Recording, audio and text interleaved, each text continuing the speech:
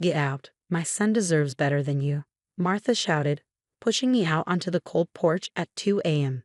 The freezing air cut through my thin pajamas. You're 45. You can't give him children. He needs someone younger. I watched as she locked the door, her hands shaking with anger, or maybe satisfaction. Through the window, I saw my husband David, passed out on the couch, too drunk to notice. My name is Isabella. At 45, my mother-in-law just threw me out of my own home while my husband lay unconscious. But I didn't cry. I didn't beg. Instead, I walked to my car and made a call. Hey, Sophie, can I stay with you for a few days? Just some house issues. As I drove, I thought about the red flags I had ignored. The secret calls, Martha's sudden interest in our fertility struggles, the young woman at their church. David and I met when I was 40 and he was 38. It was a whirlwind romance. He didn't care about the age gap, but Martha did. No matter what I did, cooking her favorite meals, helping with her charities, it was never enough. When I arrived, Sophie was already waiting. Izzy, what happened? And don't lie. I sighed. Martha finally did it. She kicked me out. What? She can't do that. The house is in your name too. Actually, I said, settling onto her couch, it's only in my name. Sophie's jaw dropped. I opened my laptop, showing her documents, emails, bank statements, deeds. Years ago, David transferred everything to me to protect our assets during a lawsuit. Martha never knew. And that's not all. I continued pulling up another folder. Photos showed Martha with a young woman, Jessica, 28. They were shopping, having lunch, even visiting a fertility clinic. Martha's been preparing Jessica to replace me, I said. She promised her my house, my cars, everything, but none of it belongs to her.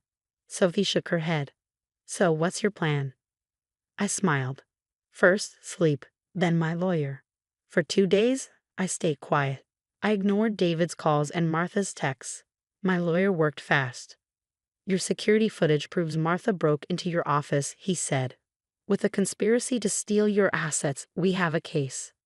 And the restraining order? I asked. Ready to be filed. Neither Martha nor Jessica will be allowed near your properties. On the third day, I made my move.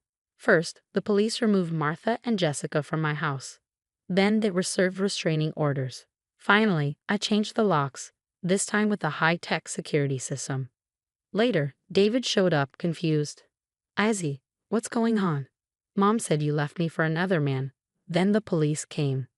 I slid a folder toward him. Your mother lied. She threw me out and tried to move your girlfriend in. Yes, I know about Jessica, the fertility clinic, everything. David's face went pale. Wait, the house, the cars, they're all in your name. Everything, I said. And now your mother is facing criminal charges. But she was just trying to help me, he mumbled. I laughed. Help? By destroying our marriage? By plotting with another woman? That's not help, David. That's manipulation. Just then, my phone buzzed. A message from Martha. Please, we need to talk. I didn't know. Please don't do this. I showed it to David. Your mother made her choice. Now, what's yours? David sat across from me, looking shocked and confused. He ran his hands through his graying hair. I never meant for this to happen, he said. Mom kept saying we needed a fresh start, that you were holding me back. And Jessica?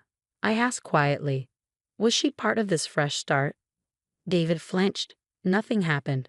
Mom introduced us at church, kept inviting her over when you were working late. She said Jessica reminded her of herself when she was young. I turned my laptop toward him. Nothing happened. Then explained this. On a screen, Martha and Jessica were in my office, trying on my jewelry, looking through my files. They were in our house, David, planning their future with my things while you were passed out drunk. His face crumpled. I didn't know. I swear, Izzy. I took a deep breath. Your mother kicks me out at 2 a.m., moves in a younger woman, and you thought that was okay. Before he could answer, my phone buzzed again. More messages from Martha. I was just trying to protect my son. Please don't destroy our family. The police said I could go to jail. You wouldn't do that to David's mother, would you? I showed them to David. She still thinks she can manipulate her way out of this. David looked lost. What do you want me to do? I want you to make a choice, I said. Not your mother's, not Jessica's. Yours. The doorbell rang. I checked the security camera. Martha stood on the porch, her mascara running. Jessica stood behind her, looking scared. "They're breaking the restraining order," I said, picking up my phone. "Wait," David said, touching my hand. "Let me talk to them first." I studied his face. For the first time in months, he looked clear-headed. "5 minutes," I said, "and they stay outside."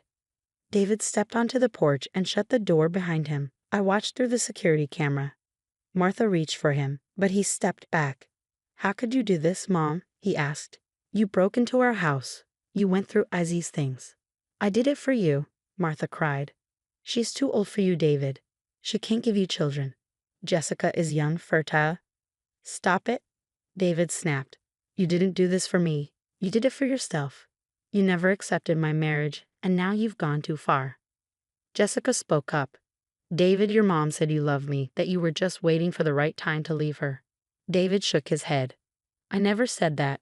Mom, you told me Jessica was just a friend. But you were planning to ruin my marriage." Martha's face hardened. "She'll send me to jail." "Your own mother. How can you let her do this?"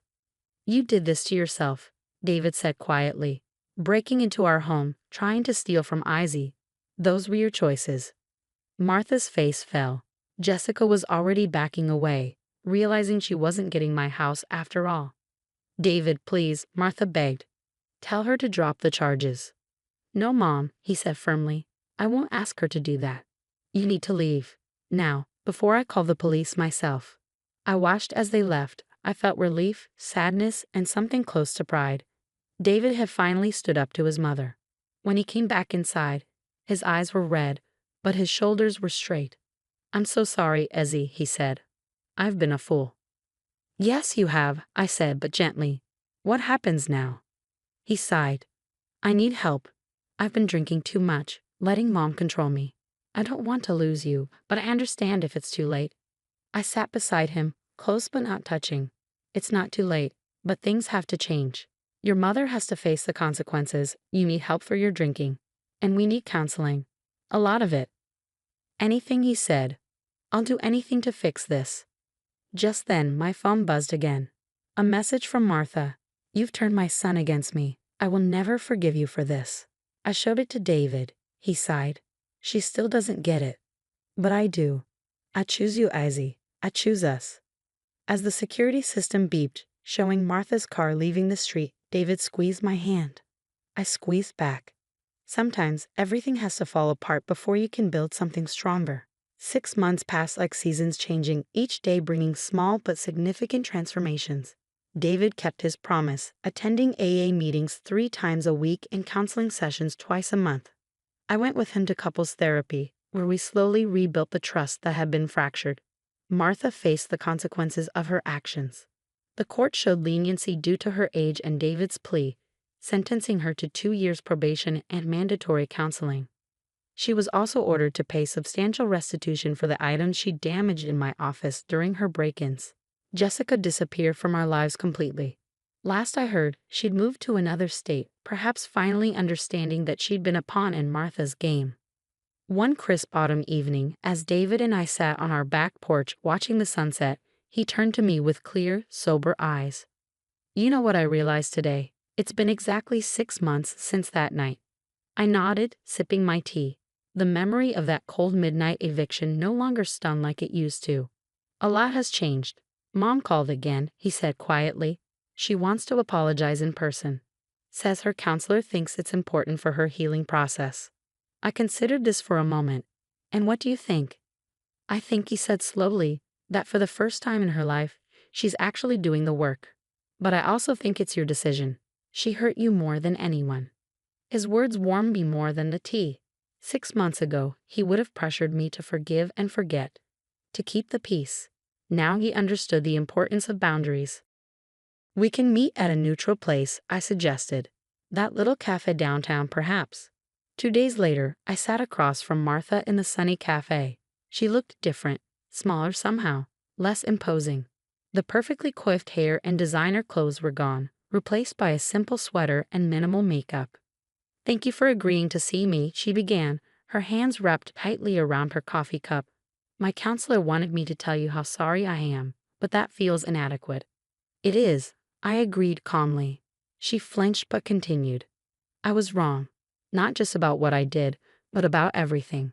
I thought I was protecting David, but I was only protecting my own ego. Seeing him so happy with someone who didn't need my guidance, it made me feel obsolete.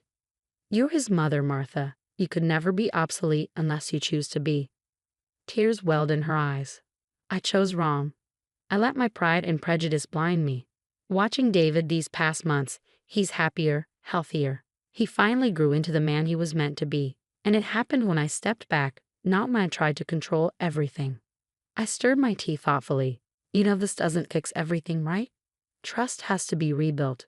Boundaries have to be respected. I know, she nodded. I'm not asking for forgiveness yet. I'm just asking for a chance to prove I can change.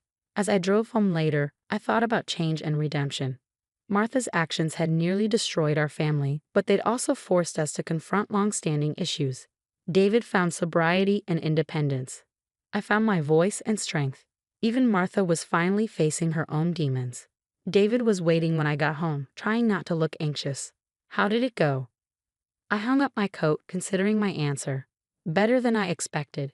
She's different, more genuine. Time will tell if it lasts. He pulled me into a hug, and I relaxed against him. Thank you, he whispered into my hair, for not giving up on us, for being stronger than all of us. That night, as we lay in bed, David already asleep beside me, I remembered standing in the cold 6 months ago, wondering if our marriage was over. Instead, it had been a beginning, the start of something stronger, more honest, more real. My phone lit up with a text from Martha. Thank you for today. I know I have a long way to go, but I'm trying. I hope someday you can trust me again. I typed back a simple response, one day at a time. It was what David always said at his AA meetings, and it felt right for this situation too. Change doesn't happen overnight, but it does happen, one choice, one day, one moment at a time. As I drifted off to sleep, I thought about the ace I'd had up my sleeve that night, not just the legal documents or the surveillance footage, but the strength to stand up for myself, to demand better, to allow consequences to unfold naturally.